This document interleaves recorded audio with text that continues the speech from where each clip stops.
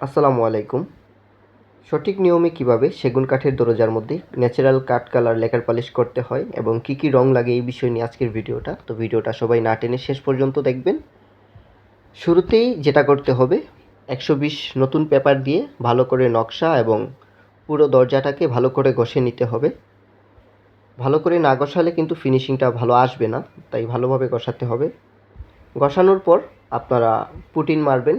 যে জায়গার মধ্যে পুটিনটা লাগবে ওই জায়গার মধ্যে পুটিনটা দিয়ে দিবেন। দেওয়ার পর পুটিনটা শুকানোর পর ভালো করে ঘষে নেবেন। পুটিন ঘষানোর পর এখন আমরা উডফিলার মারব। উডফিলার মারার জন্য প্রথমে আমরা উডফিলার নিয়ে নিব, মিক্স করব। 1/2 লিটার উডফিলার নিব, তারপর নিব আমরা 600 গ্রামের মতো 4-1 থিনার, মানে 4-4-1 থিনার। অনেকে 4-1 থিনার বলে চিনে, অনেকে 4-4-1 থিনার বলে চিনে। তো 600 গ্রামের মতো থিনার নিয়ে নিব। তারপর একটা শাড়ি কাপড়ের টুকরা নিব, যাতে আমরা ওই উডফিলারটা 4-1 থিনারের সাথে ভালো করে মিক্স করতে পারি। ভিডিওটি যদি আপনাদের কাছে ভালো লেগে থাকে অবশ্যই আমার চ্যানেলটিকে সাবস্ক্রাইব করে পাশে থাকা বেল আইকনটি প্রেস করে দিবেন। বেশি বেশি করে ভিডিওটা শেয়ার করে দিবেন, লাইক কমেন্ট করতে ভুলবেন না।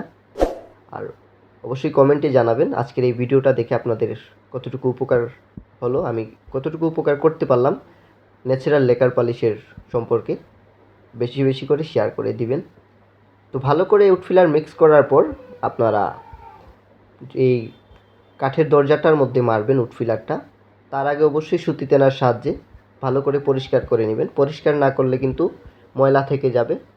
আর উডফিলার মারার 2 মিনিট পর পরই কিন্তু যেই জায়গার মধ্যে আপনি উডফিলার মারছেন ওই উডফিলার মারার জায়গার মধ্যে ভালো একটা সুতি তেনা দিয়ে আবার পরিষ্কার করে নিতে হবে, মানে মুছে নিতে হবে। তা না হলে উডফিলারের যেই বাড়িটা ওইটা থেকে যাবে। এই যে দেখেন আমি যেভাবে উডফিলারটা পরিষ্কার করে নিচ্ছি।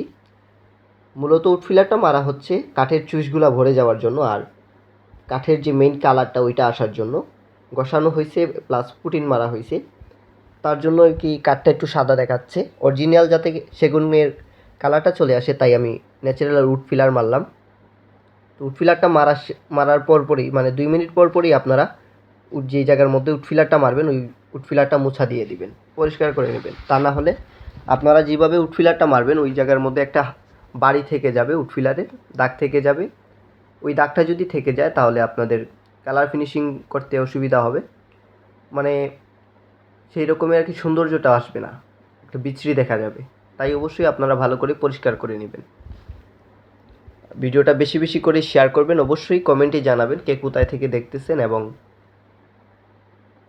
আমার ভিডিওগুলো আপনাদের কাছে কেমন লাগে, আপনারা কোন কোয়ালিটির ভিডিওগুলো দেখতে চান আমার কাছ থেকে সেটা অবশ্যই কমেন্টে জানাবেন। আর আপনার একটা শেয়ারে আরও 10 জন দেখতে পারবে, তাই বেশি বেশি করে শেয়ার করবেন। ভিডিওটা যদি আপনারা শেয়ার না করেন তাহলে তো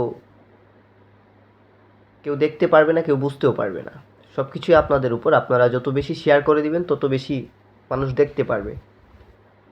তো আমি আপনাদের জন্য ভিডিওগুলো তৈরি করি, আপনারাও আমাকে কিছু হেল্প করেন, ভিডিওগুলো বেশি বেশি করে শেয়ার করেন। আর ইদানিং আমার ভিডিওর মধ্যে অনেক কম ভিউ আসতেছে, বুঝতেছি না কিসের জন্য। হয়তো আপনারা ঠিকমতো শেয়ার দিচ্ছেন না, লাইক কমেন্ট করতেছেন না, তাই ভিউ আসতেছে না। তো দয়া করে আজকের এই ভিডিওটা বেশি বেশি করে শেয়ার করে দিবেন আর স্কিপ করবেন না। যদি স্কিপ করেন তাহলে কিন্তু আপনারা বুঝতে পারবেন না কীভাবে ন্যাচারাল কাট কালারটা করতে হয়। আমি যেইভাবে উডফিলারটা মারতেছি ঠিক একইভাবে আপনারা উডফিলারটা মারবেন, কেননা উডফিলার মারার সময় যদি আপনারা ভুল করেন সেক্ষেত্রে কিন্তু আপনাদের যেই ন্যাচারাল কালারটা ওইটা আসবে না।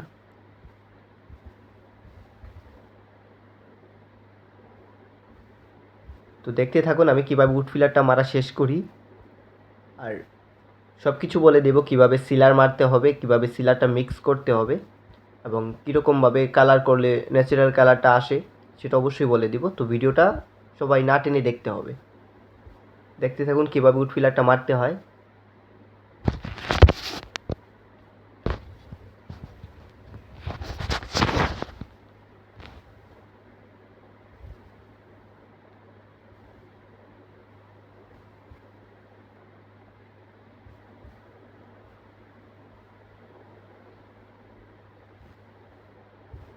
নকশা এবং বিটের মধ্যে ভালো করে উডফিলারটা মারতে হবে, কেননা অনেক সময় নকশার চিপার মধ্যে উডফিলারটা যদি না যায় ওইখানে কিন্তু সাদা থেকে যাবে, আপনার ন্যাচারাল কালারটা আসবে না। তাই অবশ্যই সব জায়গার মধ্যে ভালো করে ফিলারটা মারতে হবে, মানে উড ফিলারটা। তা না হলে কিন্তু আপনি যেই ন্যাচারাল কালারটা করতে চাচ্ছেন কাঠ কালার, এটা করতে পারবেন না, সাদা সাদা থেকে যাবে। তাই একটু ভালো করে উড ফিলারটা মারবেন। অবশ্যই উড ফিলার মারার আগে একটা জিনিস চেক করে নেবেন, যেন দরজা হোক কিংবা যে কোনো ধরনের ফার্নিচার হোক, কাঠের ফার্নিচার হোক, ভালো করে পরিষ্কার করে নিতে হবে, প্লাস হাওয়া দিয়ে আরও ময়লাগুলোকে সরিয়ে নিতে হবে। কারণ যদি ময়লা থাকে তাহলে কিন্তু আপনার উড ফিলারটা ভালো করে বসবে না। তার জন্য অবশ্যই পরিষ্কার করে নিতে হবে। পরিষ্কার করে নেওয়ার পর আপনারা উড ফিলারটা মারতে পারবেন। পরিষ্কার করার পর যদি উড ফিলারটা মারেন, সেই ক্ষেত্রে একটু টেকসইভাবে উড ফিলারটা বসবে, লং টাইম লাস্টিং করবে আর কি। আর যদি ময়লা অবস্থায় আপনারা উড ফিলারটা মারেন, সেক্ষেত্রে অনেকটাই প্রবলেম হয়ে যাবে, আপনাদের উড ফিলারটা ভালো করে বসবে না। দেখা যাবে কালার ফিনিশিং দেওয়ার 6 মাস পর কালারটা নষ্ট হয়ে গেছে, ডিসকালার হয়ে গেছে। তাই অবশ্যই একটু সময় দিয়ে কাজ করবেন। আর যে কোনো জিনিস একটু সময় দিয়ে কাজ করলে কিন্তু ভালো দেখা যায়। এই যে আমার উড ফিলারটা মারা শেষ, এখন আমি ক্লিয়ার সিলার মিক্স করব ক্লিয়ার সিলার মারার জন্য। তো ক্লিয়ার সিলার মারার জন্য আমি 1 লিটার ক্লিয়ার সিলার মিক্স করব। আমি 1 লিটার ক্লিয়ার সিলার নিয়ে নিলাম। আর ক্লিয়ার সিলার যেটার মধ্যে মিক্স করব, আপনারা তো দেখতেই পাচ্ছেন আমি এরকম একটা পাত্রের মধ্যে আমি সবসময় মিক্স করে থাকি ক্লিয়ার সিলার। তো 1 লিটার ক্লিয়ার সিলার নিয়ে নিলাম, তারপর দিয়ে দিব 1 লিটার 446 থিনার, তারপর দিব আমি হার্ডনার হাফ লিটার।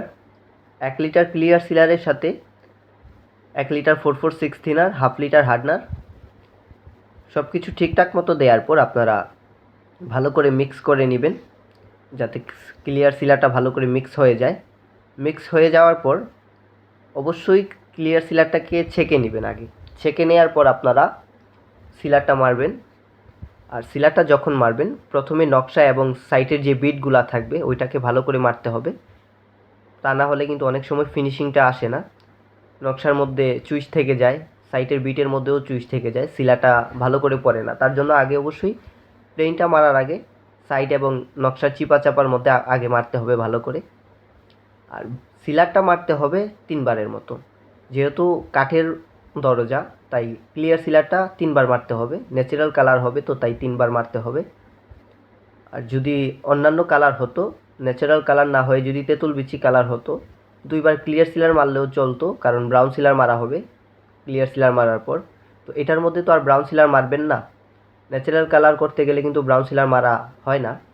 তার জন্য ক্লিয়ার সিলারটা একটু বেশি করে মারতে হবে, তা না হলে কিন্তু ফিনিশিংটাও আসবে না। আর আরেকটা জিনিস বলে রাখি, আপনারা উড ফিলার মারার পর উড ফিলারটাকে শুকানোর জন্য সময় দিবেন। 2 ঘন্টার মতো সময় দিবেন। তারপর পুরাতন একটা 240 পেপার দিয়ে ভালো করে একটু রাব বাড়ি দিয়ে দিবেন, যেন উড ফিলারের মধ্যে যদি কোনো ময়লা থেকে থাকে, উড ফিলার মারার পর যদি কোনো ময়লা পড়ে ওইটা যেন উঠে যায়। তারপর আপনারা পরিষ্কার করে ক্লিয়ার সিলারটা মারবেন। ক্লিয়ার সিলারটা যখন মারবেন তখন অবশ্যই গানের হাওয়াটা মিডিয়াম রাখবেন, মিডিয়াম রাখে তারপর সিলারটা মারবেন। এই যে দেখেন আমি 3 বারের মতো ক্লিয়ার সিলারটা মারতেছি। আর এই ক্লিয়ার সিলারটা শুকিয়ে যাওয়ার পর ভালো করে ঘষে নেবেন। ঘষে নেওয়ার পর আবার ক্লিয়ার সিলার মারবেন। আবার ক্লিয়ার সিলারটা শুকানোর পর আবারও ঘষতে হবে। ঘষানোর পর আপনারা যে কাজটা করবেন, শুধু ন্যাচারাল টপকুট, যেটাকে সাদা টপকুট বলা হয়, ওই টপকুটটার মধ্যে হালকা কিছু পরিমাণ টিক কালার মিক্স করে নেবেন। কিছু পরিমাণ টিক কালার মিক্স করে নেওয়ার পর টপকুটটা দিয়ে ফিনিশিংটা দিয়ে দিবেন। দেওয়ার পর এই রকমের গ্লেজটা চলে আসবে, আর কালারটা হয়ে যাবে সেম এরকম ন্যাচারাল কালার হয়ে যাবে, কোনো ধরনের কোনো লাইট ডিপ থাকবে না, ন্যাচারাল থাকবে। তো ভালো থাকবেন সবাই, দেখা হবে নতুন আরেকটা ভিডিওতে।